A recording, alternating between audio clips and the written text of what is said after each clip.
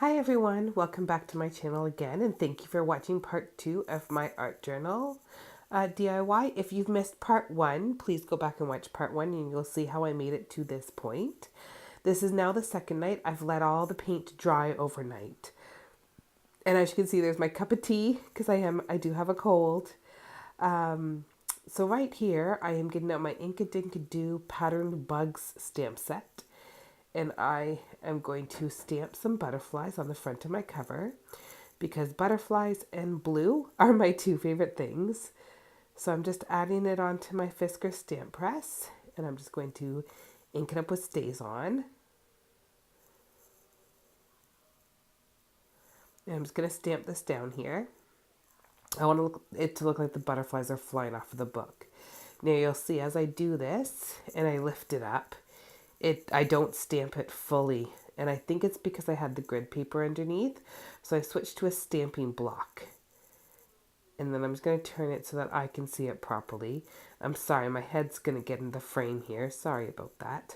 But I'm going to restamp over that butterfly. And I do a pretty good job. It's still a little bit, I miss a little bit of it, but it doesn't bother me. I like it. I like how it ends up looking. So then I'm just going to put that stamp away. And then I'm going to get the one that is, I call it the Trail of Butterflies, the next stamp. I'm going to stamp it behind the big butterflies, if the big butterfly is the leader. And here we go. I've got my little trail of butterflies. I'm going to ink it up with some StazOn again. Just going to stamp it down behind that big butterfly. Make sure I have it lined up how I want it.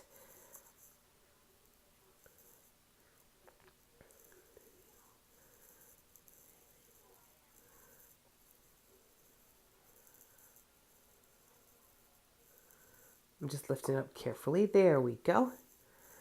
And then I am going to grab a Fiskars stamp, and it's a row of butterflies and dragonflies. It's almost like a border. They have a special stamp roller that you can put this in and then use it like a roller stamp, but I don't have that. I believe I got this stamp on clearance at Walmart for like $1.99 or something.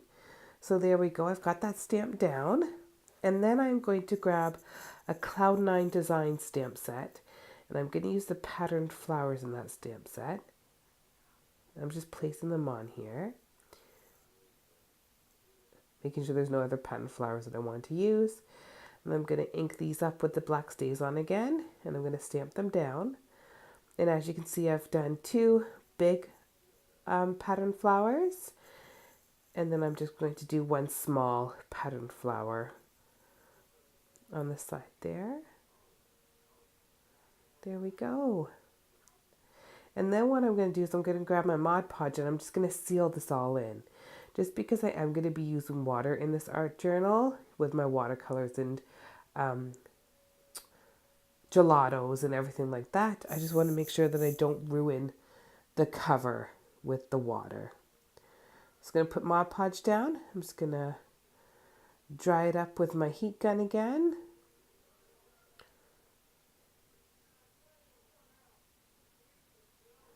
And then I'm just going to flip it over and I'm going to do the inside too.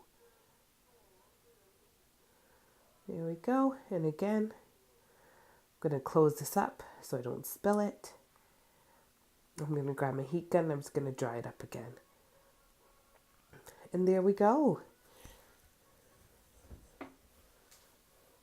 And now I'm going to grab my signatures. So I've used this watercolor pad that I got at Winners a couple years ago.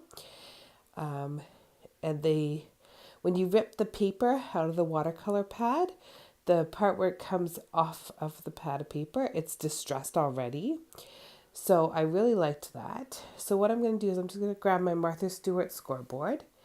I'm just going to score this in half, which ended up being 5 7/8 was half of the paper. Make sure I got a really good score, and then I'm going to make sure I have a nice fold. And then I'm going to use my Tim Holtz paper distresser, and I'm going to distress the other side so it looks also like it's being ripped out of a book.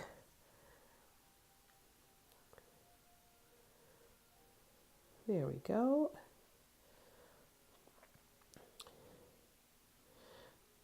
then I'm going to make sure that this all just fits in my book nicely, which it does. And then I'm going to start making holes and everything so that I can put it into the journal. So I'm going to first make the holes in the spine. I'm going to make one in the middle and one at the top and one at the bottom. I don't end up using the one in the middle, and you'll see why in just a second. I'm just going to make these marks in black pen so you can see them a bit better. There we go. And I'm just going to make the marks on the inside of the journal. So I measured halfway, which was 1 inch.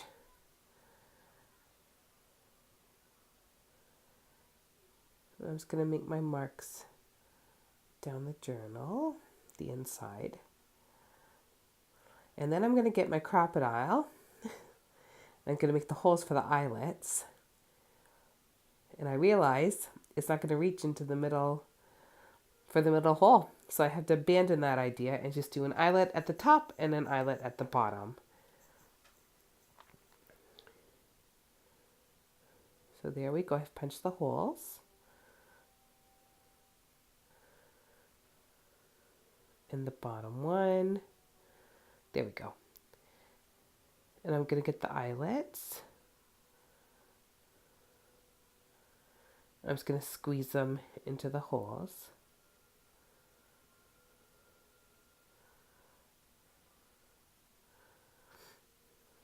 There we go.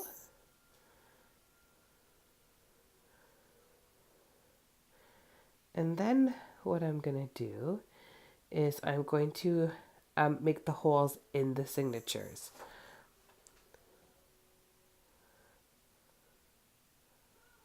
So I'm just going to use paper clips on either side so that the papers don't slide around as I'm making the holes.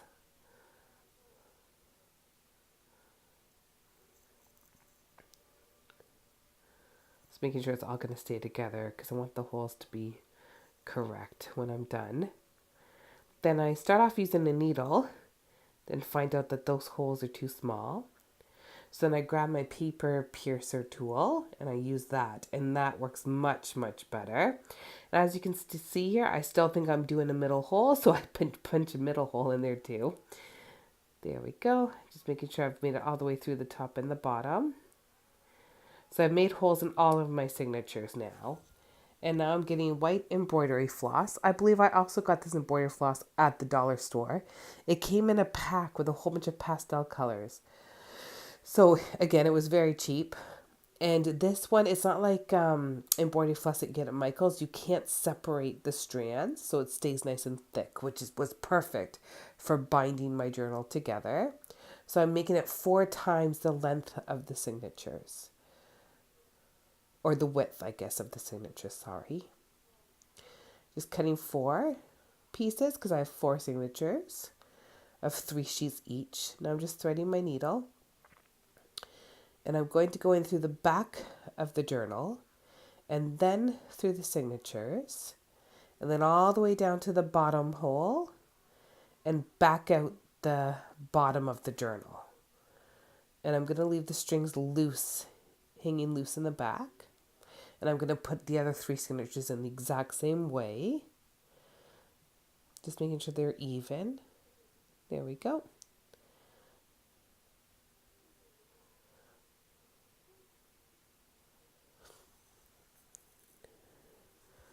So again, threading the needle in through the back of the journal, through the signatures, back down to the bottom, and out the back of the journal again, just through the eyelets. There we go. And then I do the same for the other 2. And then I pull all the strings tight as I can, together through the eyelets. And then I make sure that I have them, snug against the back of the journal. So I make sure all my strings are coming through the same way. And I make sure they all line up to the back of the journal. There we go. And I'm just going to tie a loop here so I don't lose the tightness of the string. And I'm going to do the same with the top. I'm going to make sure that all the signatures are sitting flush against the top of the journal. And then I undid the loop and I'm just going to tie a simple knot here. And for now, I'm just going to leave the strings loose because I didn't really know what I wanted to do with those extra strings. But there we go. I've made a nice tight knot. And then the only thing was it was sitting open. Like it wasn't like it was closed flat. Oh, I'm showing you here how all the pages open. And there's nice and snug and there's no issues and anything like that. So yeah, so it doesn't sit flat. As you can see, the top cover pops up. So I want to fix that. So what I did was I went around my house and I found this elastic cord because I bought my son new running shoes the day before. And this was actually just sitting on the counter still because we'd emptied the garbage. And so we were just waiting to put a new garbage bag in.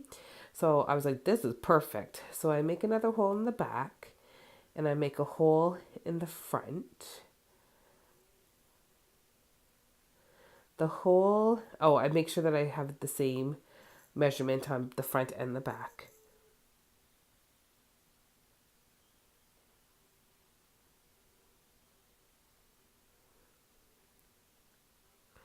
So the hole on the front cover, I just use my paper piercer because I'm going to put a brad through the front cover. There we go. Make sure it's properly through the whole way. And then I'm going to put the brad in.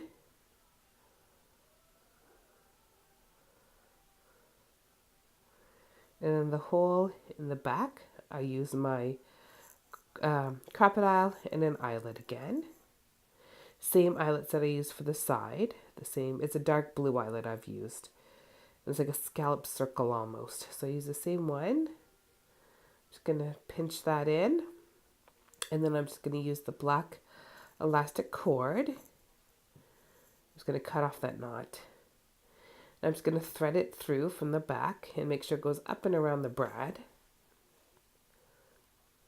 There we go. Make sure it goes up and around the brad. And then I'm just going to make sure that it's the tightness that I like. And then I'm just going to tie a knot in the back. So thank you very, very much for watching my video. Oh, I forgot. I'm going to do something with the side strings. Sorry. There we go. I show you how that works. And it keeps everything nice and closed now. So now I am going to, I was going to cut the strings tight to the knot, but I decided to make a little bow just to add a little bit of something on the side. So I make a little tiny bow and then I trim the ends and I leave it at that. There we go. So thank you very much for watching my video. Take care. Bye.